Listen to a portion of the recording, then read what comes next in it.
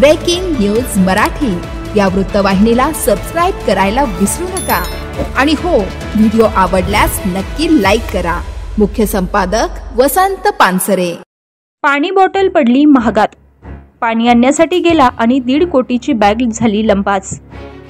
शिवशाही बसमधून करोडो रुपयांचे दागिने चोरांनी केले लंपास। मुंबई नाशिक महामार्गावरील फेमस हॉटेलवरील प्रकार।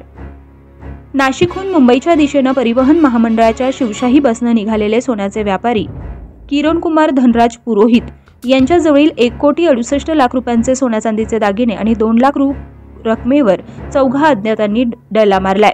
ही घटना मध्यरात्रीच्या सुमारास मुंबई नाशिक महामार्गाच्या उंबरमाळी गाव हद्दीतील हॉटेल फेमस येथे उघडकीस आली आहे। किरण कुमार पुरोहित वयवर्ष 44 राहणार भाईंदर पूर्व यांचा सोने चांदी बनवण्याचा व्यवसाय असून विविध शहरातील ज्वेलर्स दुकानदारांना सोन्या चांदीच्या दागिन्यांची विक्री करतात। शुक्रवारी श्रीरामपूर, लोणी, कोपरगाव, राहता आणि संगमनेर या शहरांमध्ये जाऊन पुरोहित यांनी मंगळसूत्र आणि विविध प्रकारच्या छोट्या दागिन्यांची विक्री केली। त्यानंतर उरलेले सोने चांदीचे दागिने आणि व्यापारातून मिळालेली रोख रक्कम बॅगेत घेऊन परतीच्या प्रवासाला निघाले होते। रात्री 12 वाजता नाशिक बोरिवली शिवशाही बसनं प्रवास सुरू केल्यानंतर रात्री 1:30 वाजता बस उंबरमाळी गाव हद्दीतील मुंबई नाशिक महामार्गावर असलेल्या हॉटेल फेमस येथे थांबवण्यात आली। दरम्यान किरण कुमार पुरोहित आपल्या जवळ असलेली सोन्या चांदीची बॅग आसनावर ठेवून पाणी बॉटल घेण्यासाठी खाली उतरले। या दरम्यान प्रवासात असलेल्या अज्ञात चौघांनी बॅग लंपास करून कारमधून मुंबईच्या दिशेने पोबारा केला असल्याचा प्रकार बस कंडक्टर यांच्या सांगण्यातून पुरोहित यांच्या लक्षात आला।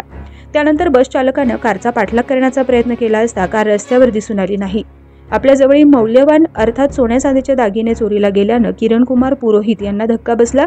त्यांनी कसारा पोलीस ठाणे गाठून घडलेल्या प्रकारचा जबाब नोंदवून अज्ञातांविरोधात गुन्हा दाखल केलाय।